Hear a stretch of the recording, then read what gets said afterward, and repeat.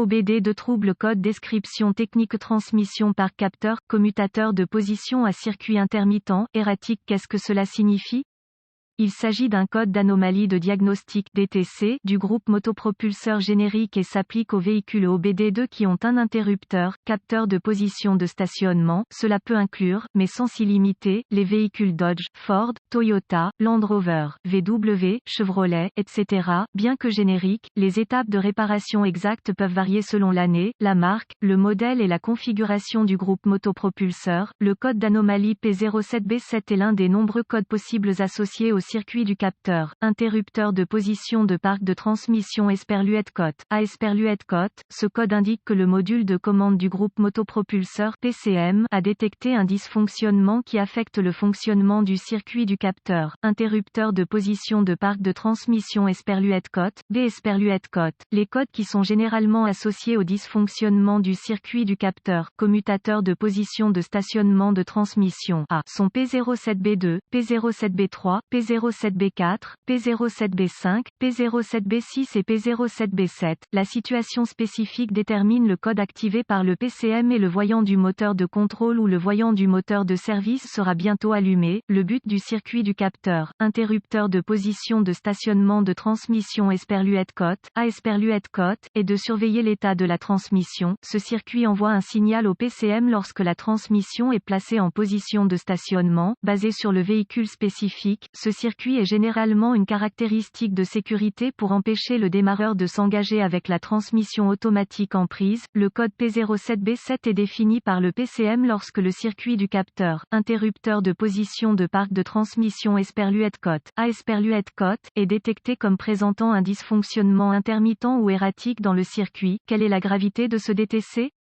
La gravité de ce code varie en fonction du dysfonctionnement spécifique et le niveau de gravité peut progresser s'il n'est pas corrigé en temps opportun. Ce code pourrait devenir un problème de sécurité nécessitant une attention immédiate si le démarreur s'engage avec le véhicule en prise. Photo d'un interrupteur de position de stationnement neutre. Quels sont certains des symptômes du code?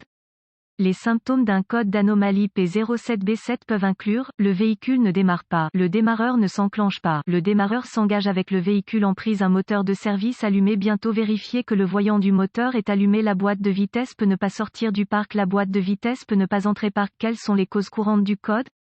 Les causes de ce code P07B7 peuvent inclure capteur, commutateur de position de stationnement de transmission défectueux, connecteur corrodé ou endommagé, câblage endommagé ou défectueux, PCM défectueux. Quelles sont les étapes de dépannage du P07B7?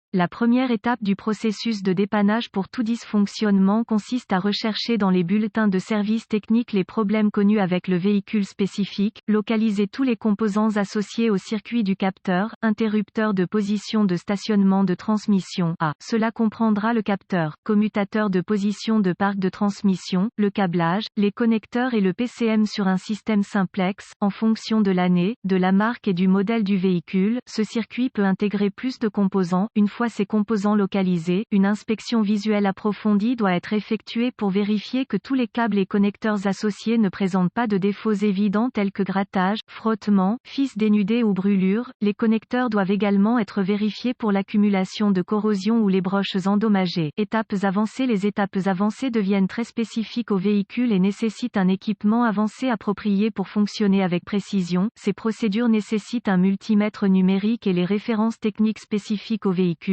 Les besoins en tension varieront en fonction de l'année, de la marque et du modèle spécifique du véhicule. Vérification des circuits. Les exigences en matière de tension varieront en fonction du véhicule spécifique, de la configuration du circuit du capteur, interrupteur de position de stationnement et des composants intégrés. Les données techniques doivent être référencées pour obtenir la plage de tension correcte pour le capteur, interrupteur de position de stationnement et la séquence de dépannage appropriée à suivre. L'entrée de tension correcte vers un capteur, commutateur sans sortie de tension est normalement une indication de défaillance internésie. Ce processus identifie l'absence de source d'alimentation ou de mise à la terre. Des tests de continuité peuvent être nécessaires pour vérifier l'état du câblage et des connecteurs. Les tests de continuité sont toujours effectués avec l'alimentation coupée du circuit et les lectures normales doivent être de 0 ohm de résistance, sauf indication contraire par les données techniques. La résistance ou l'absence de continuité est une indication de de câblage ou de connecteurs défectueux qui sont court-circuités ou ouverts et doivent être réparés ou remplacés. Réparation courante, remplacement du capteur, interrupteur de position de stationnement de la boîte de vitesse, nettoyer la corrosion des connecteurs, circuit de commutation. Cet article est strictement informatif et les données techniques et les bulletins de service spécifiques à votre véhicule doivent toujours être prioritaires.